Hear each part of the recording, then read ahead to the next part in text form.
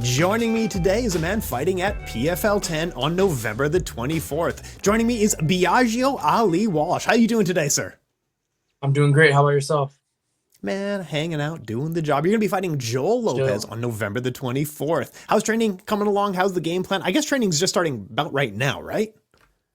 It started a few weeks ago. It kind of ramped up a little bit more when they announced the fight. So, Mhm. and then that was close to a month ago. So, yeah, I mean, camp is camp. We're just doing the thing, you know? Man, you're so chill about it. Is your whole life, like you're a snowboarder, you're a model on the side. It just feels like you're living the coolest life, you know? No, I haven't snowboarded in a couple of years. I gotta go this season. I wanted to go last season, but yeah, I didn't. So but yeah, I think my life's pretty simple. You know, I wake up, I go to the gym, and then come back home, and then maybe study, watch some fights or something, and go back to the gym for the second training session, and then come back home and just relax, invite my mom over, watch a movie with her or something. So it's pretty simple and Man, boring. man, life is good. Now, you say you're studying. I saw Mhm. at one point you were a film major. Is that right? hmm I was. I I, studied film when I went to Cal Berkeley after high school, and then I transferred to UNLV because of football. But I studied film at UNLV as well. Tell me that. So, like, let's say I don't know. I'm not much of a film snob. Like, I love Fast and Furious movies. I know that's hmm embarrassing, but like, what movies should I watch? What do you recommend to me? Oh, there's so many. I mean, The Godfather is an amazing movie. You know, there's just so many. There's different styles of film too. But yeah, I studied film in college, and it's always kind of interested me because I always loved movies growing up. So getting to know like how the editing works and the different themes that they have, it was really interesting. Man, I'll tell you a story. So a while back, I thought it'd be really cool if I became an Akira Kurosawa snob, and I'd just be a super snob about it. I'd be like, "You haven't seen hmm Seven Samurai? You guys are fools." And then I started watching it, and I was like, "Man, I don't know if this is for me. This is kind of a tough Yeah, watch." that's funny. Yeah, I've actually And been trying to watch a show, but I'm stuck between so many different shows right now on what to start. So I'm thinking like Vikings, Snowfall. You know, these are all great shows I heard about. So I don't know which one to choose yet. but is it true you were quite a Game of Thrones guy in the past? Is that right? Oh yeah, I love Game of Thrones. I should How probably do you watch feel? that soon too. How do you feel about the end of the series? Oh, I didn't like the end. I didn't. I think, and spoiler alert to anyone watching, I think at the end in season 8 when Arya killed the Night King, I think that was cool. That was great, but everything after that was just downhill. Man, it was just like undoing all the character progression. Like, absolutely no one had Mhm. an ending that made sense for the character. I It's just think I like, think they had different writers too for the last season. man, I think or they it was traded like in the writers. it would So make sense because it was such a harsh turn for like what it hmm was for like 5 seasons. Whereas like I hmm wasn't even that big of a fantasy guy before, and it completely converted me into this absolutely. this thing that I love. Right? Go on, tell me more about Yep. this. Yeah, no, my mom told me to watch the show for like 10 years, and I just kept, I don't know, I don't like the whole medieval stuff. Yeah. But as soon as I got to Cal for college, I didn't do anything besides go to practice for football. So I wanted to watch something, and that's when I started Game of Thrones, and I was just hooked. Man, that's absolutely awesome. Man, yeah, I know it's an awesome show. Did you get into the books at all as well? I didn't get into the books. I did watch House of Dragon though, and I thought that was really, really good. Can't wait for the next season. Uh, yeah, never got into the books, but the show was killer. Man, I'm so let down by the last season that I haven't actually watched House of Dragon. It's even like on my computer desktop, like I can see it right now. Like, do I need to I watch think it? you'll like it. I think you'll like it. As a Game of Thrones fans who also didn't like the last season, I think you'll like House of Dragon. All right, that says a lot. Coming from you, that means a lot, man.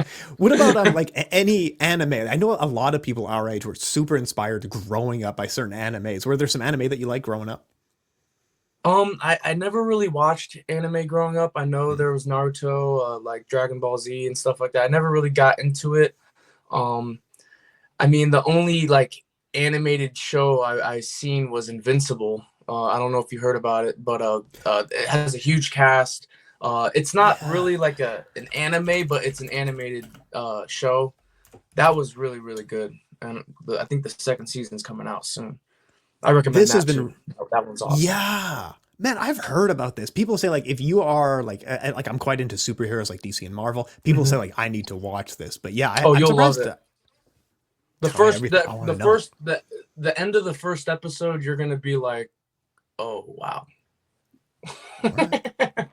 Yeah. All right, man. All right, I'll trust you on this one. I actually really struggled to like sit down and watch TV shows. Like I don't know what it is, but it's. What about video games? Are you a gamer yourself, or did you grow up around video games? Oh yeah, I grew up playing video games. I was always a Call of Duty guy. Call of Duty's always been my game. Mortal Kombat too. Me and my brother played that growing up. Yeah, I mean Lego Star Wars, like, stuff like that. Like I always played video games growing up. Man, these are some good tastes. So what are you playing right now? What's the games like that you would play when we're done here? Right now, probably Call of Duty, Mortal Kombat, or they actually just came out with this Texas Chainsaw Massacre video game where you could either be like the victim or the killer, and as a victim you gotta obviously escape, and the killer you gotta kill the victims. But that it's super fun. It's like a horror party game, right? Like you play with other people kind of thing. Is that right? Yep. Yeah, we play with other guys online, and it's super fun. Man, that's so cool. But okay, what is the best Call of Duty game? And I have opinions about it too, but like what is like growing up, what is the Call of Duty game? For me, it's the first Modern Warfare 2. I grew up like that, and even the like Black Ops 1, 2, and 3. I think in order it goes Modern Warfare 2 and then Black Ops 2. Those were the two best ones for me. Man, there was like so many weekends and nights I lost to playing Modern Warfare 2. The multiplayer was so good. It's just such like every 25 seconds you're back in a firefight. It's just the pace of it is so good. It's an addicting game, eh? I was like 9 or 10 years old playing that, and the trash talk was insane too. So like little me is just like on the mic, like trying to like make sure my parents don't hear me. It's so funny. Yeah. Like looking around. Man, you can't say that. You can't say that. Okay, what about in professional fighting now? I feel like trash talking isn't your thing at all. Like, am I wrong here? In fighting, it's not really my thing. Yeah. I think everybody's got kind of like different styles of trash talk too. You got someone who's really loud. You got someone who's very like animated. You got calm people that can talk trash, just being super calm. I feel like if I were to ever talk trash, it would kind of be like just telling the truth or something. I don't know. I'm not really a trash talker in real life. I kind of like to just fight. Yeah. Well, it's a weird thing of like when you tear down your opponent and then you beat them. I don't know. It's a weird thing, but I feel like, it's easier to screw up. It's easier to be bad at trash talk than be very good at trash talk. You know what I mean? It would just be unconvincing if you're not into it, if you're not feeling it, Yeah. I mean, the only trash talk I know of is like on the mic when I'm playing Call of Duty. But I probably can't say some of the things that I've said in real life. Man, online harassment is just like absolutely. Like I've stopped playing League of Legends for this reason. It's like I can't be bullied by teenagers on the internet anymore. I need to stop playing this game. It's crazy because like certain games have like a culture where it's just trash talking is just a part of playing the game. Call of Duty, for example, I think is the top of the top.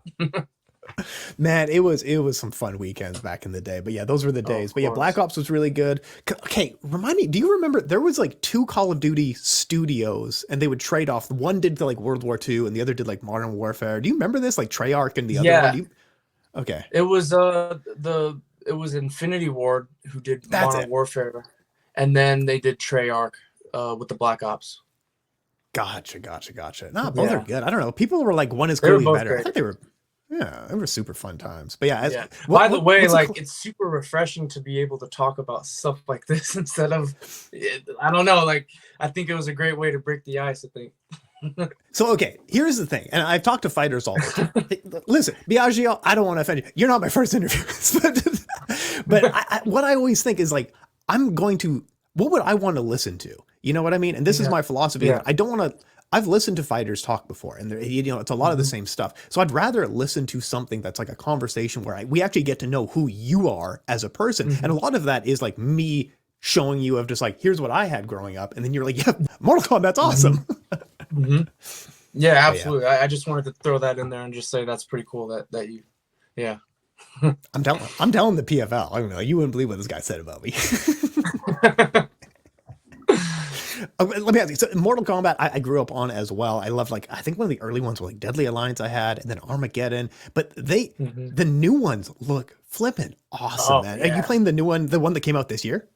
Yeah. Oh yeah. Me and my brother, we pre-ordered it and everything. That show that I mentioned to you, Invincible, one of the main characters in that show, his name is Omni-Man, and they actually are adding him next month, which is going to be pretty sick. He's like Superman. Man, I gotta get this game. But wait, who's your main in Mortal Kombat? Who's your go-to? Right now, it's Reiko.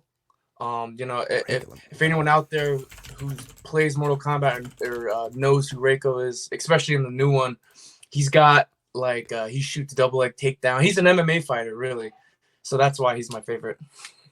Oh man, that's so cool. So he's Mortal Kombat. Is he a new character, or is he in some of the previous ones? He was in a couple of the old ones, but they brought him back for this new one. Gotcha. Yeah, he's sick. Okay. You should see his gameplay. Like, he throws legit kickboxing technique and shoots for takedowns and does ground and pound. He's an MMA fighter. So as soon as I saw that, I'm like, okay, I like this guy. Man, this is so cool, man. So if I see you or your brother at like a fighter hotel, is it safe to say that there's a console somewhere in the hotel? I haven't brought my console yet, and I don't know why. I might have to this next time, actually. Man, it's a good way to make friends. Yeah, and it'll keep me distracted when I'm cutting weight too. I'm kind of weird when I'm cutting weight. I like to watch people eat food, which is like self-torture. Yeah, it's weird. I don't know. Like, they on YouTube they have what they call it, mukbang, and it's basically people eating food. And when I'm cutting weight, I watch people eat food, and it sucks, but I don't know why. I like to watch people enjoy food because I wish I was able to enjoy that food too. Man, that is the most masochistic thing I've ever heard, dude. That is rough. Cutting weight is such torture as is. Why do you make it so much worse by doing this? Yeah, I don't know. I just because when I'm cutting weight, I'm thinking like, oh, I wish I could have like a couple chicken wings or like a pizza. So then I just go on YouTube and I watch people eat chicken wings and pizza and pretend it's me. It's weird. My brother does it too. Man, you guys are nuts. I can't believe this. Yeah, it's weird. What is the main food you crave when you're starving and you're dehydrated? Is there one food that keeps recurring as what you really want? I think it would be pizza. I don't know what it is about pizza. It's pizza. You got the carbs there, because obviously during fight week I can't eat any carbs. So I'm mostly attracted to carbs when I'm cutting weight because I can't eat them. So I think pizza is like one of those foods where I'm just kind of craving. Yeah, no, cutting. Yeah. I can absolutely see that. But how early on in the process does the weight cutting start for you? Because I knew a lot of guys who are on the chicken breast and rice like 6 weeks out, and that just sounds like torture. How early on do you really start cutting weight?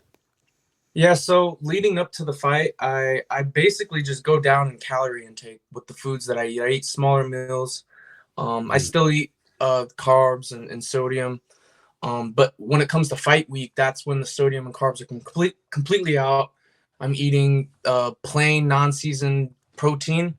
It could be chicken, eggs is kind of like my go-to, and healthy fats, because when your body doesn't have carbs, it needs to find something to burn, and to replace the carbs, it would be healthy fats like avocado. So yeah, fight week, it's strictly non-season protein and healthy fats, so that I could still kind of train a little bit. Man, yeah, that sounds like you're bang on. It sounds like you have some good people in your corner. I know the Extreme Couture gym is this among the best in the world, right? Oh, it's an amazing gym. I leave. I'm probably leaving here in like 20 minutes to head over there to spar, and I get excited every time I go to the gym, man. It's nice to be a part of a sport, a community that I'm actually excited to look. I'm looking forward to. Yeah, everybody there, my teammates, coaches, it's literally a family at Extreme Couture. It's just absolutely the best. They're among the best in the world, man. Let me ask you as well, because I was curious about this. Is it a weird thing that you will walk into a restaurant or a gym or someone's house and there'll be pictures of your grandfather all over the place? Do you know what I mean? Yeah, What I is see it that all the feeling time. like? Yeah, go on. Tell me a little more about this. It's crazy. It's been like that my whole life. I mean, when I was a little kid, I'd go to places and I'd see him. Yeah. Yeah, it's like I look at it as like, oh, that's Poppy. That's what I call my grandfather, Poppy. Um, Growing up, when I would see, like, if I go to a restaurant and see his picture and stuff, in my head, I'm thinking, oh, it's Poppy. And I still think that way. Yeah, like there's a place called Shoe Palace. They sell a lot of merchandise of his and stuff. And every time I walk in there and I see him all over these t-shirts, sweats, jackets and stuff, I'm thinking in my head, Yeah. I'm like, nobody in here knows that this is my grandpa. Oh, I thought you were going to be I like, just think these it's aren't funny. licensed. None of this is going to the family. None of this is all unlicensed. I'm like, yeah, I'm not getting money for this. It's funny. Like I think in the back of my head, I'm like, damn, man, nobody knows. But I think it's cool too. Like it's he's a superhero to me, So to be able to see him like still just living on and Yeah. still recognizable and still remembered, it's a beautiful thing. And he's a superhero to me. So to see that, it's really, really nice. Well, he's one of the most famous and notable people in human history. He's an inspiration to billions Mhm. worldwide. But I'll tell a personal story here. Recently, I was on. So I'm a sports writer. My grandfather Mhm. was also a sports writer. My Mm. grandfather wrote about your grandfather. So Oh this is wow! a. I know, and like I was on the phone with And now my. we're talking. This is the thing. I know. Well, what a small world it is for being like one of the most famous people, and here I am talking to you. For me, this feels like a 100%. successful moment. You know. Thank you.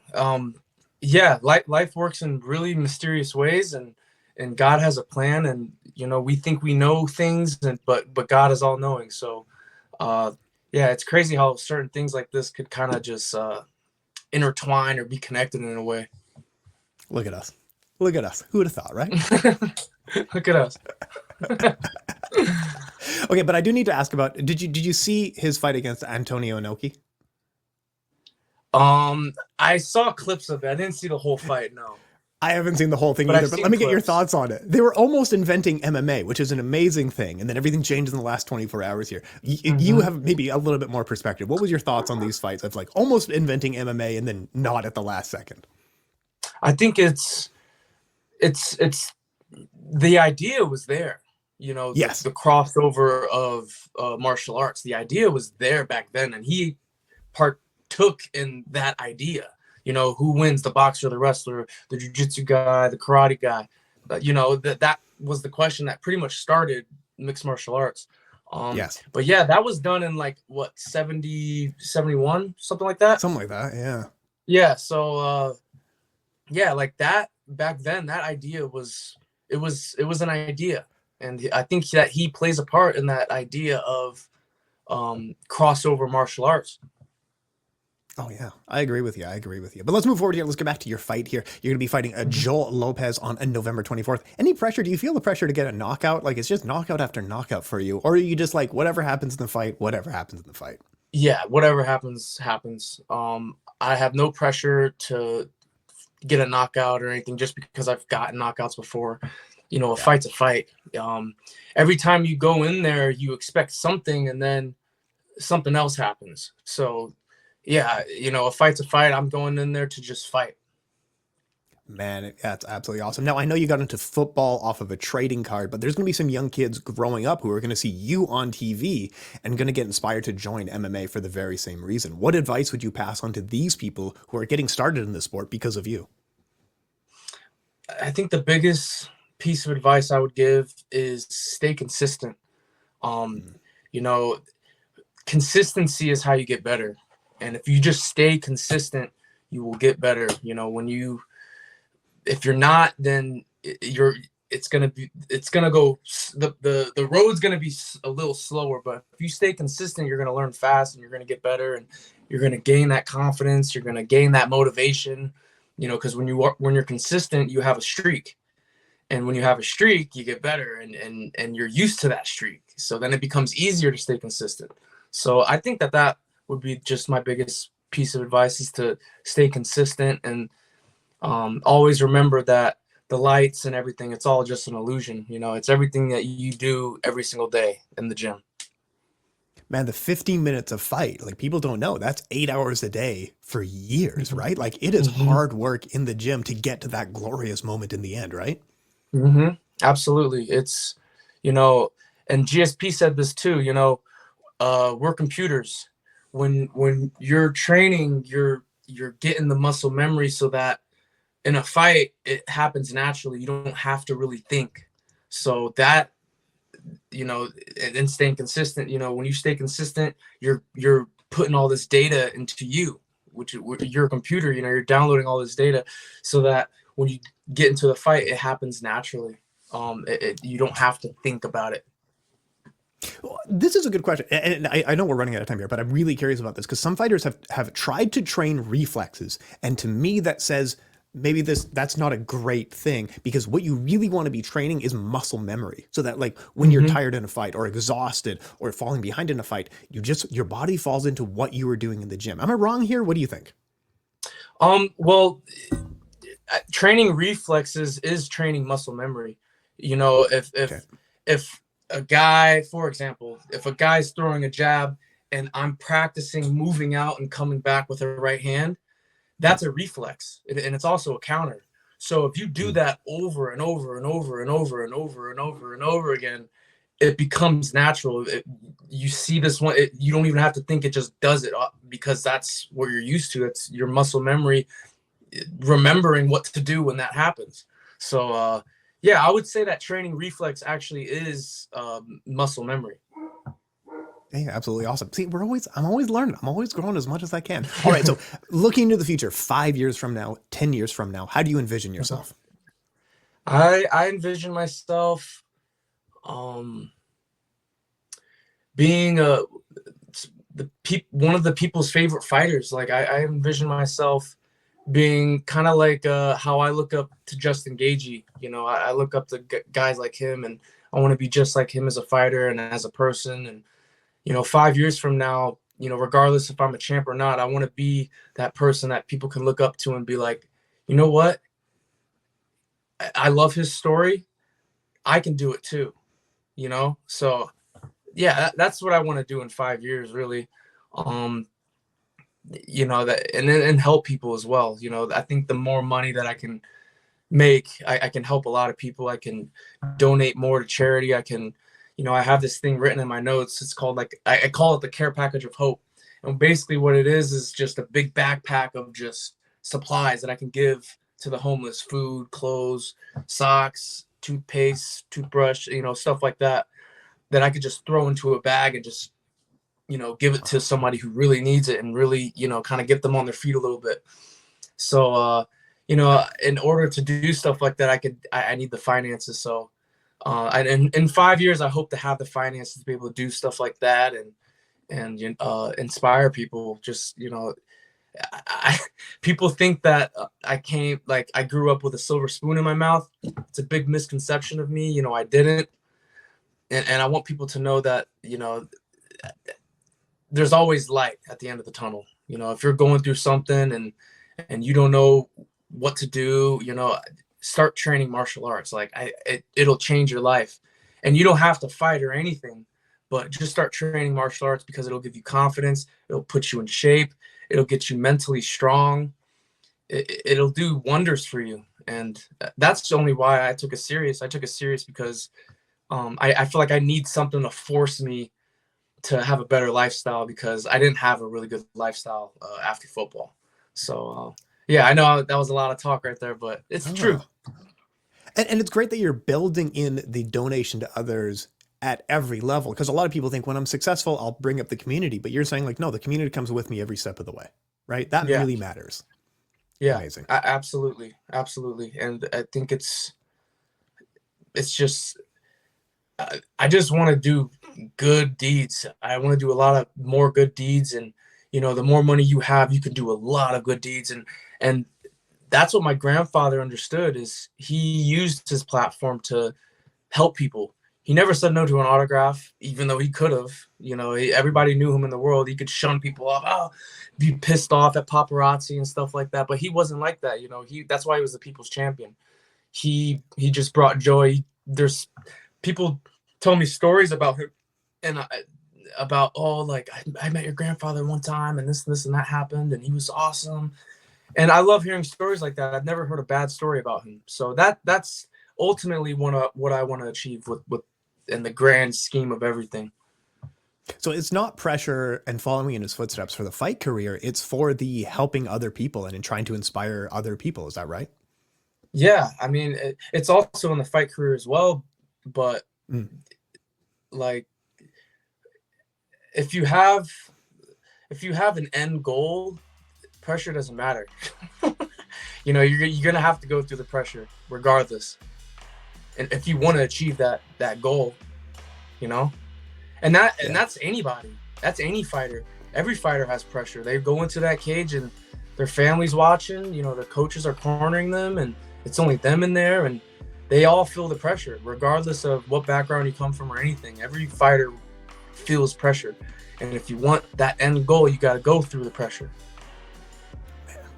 It's simply incredible, man. Simply incredible. I absolutely love this chat. Hey, I really appreciate your time. Everything from Mortal Kombat and Omni-Man to talking about trying to bring up a community. Absolutely awesome. All right, you're going to be fighting at PFL 10 on November 24th. Last word goes to you, though. Shout out who you need to shout out. Thank who you need to thank. All that good stuff. Please talk us on out of here, sir. I just want to thank God for the opportunity that I've been given with everything that's going on. I want to thank the PFL for giving me the opportunity and the platform to be able to perform for you guys, and thank my coaches and teammates and everybody out there who shows support or doesn't. So that's kind of what I'm gonna leave with. Awesome. Hey, best of luck in the match, and thanks for your time, man. Thank you so much, sir.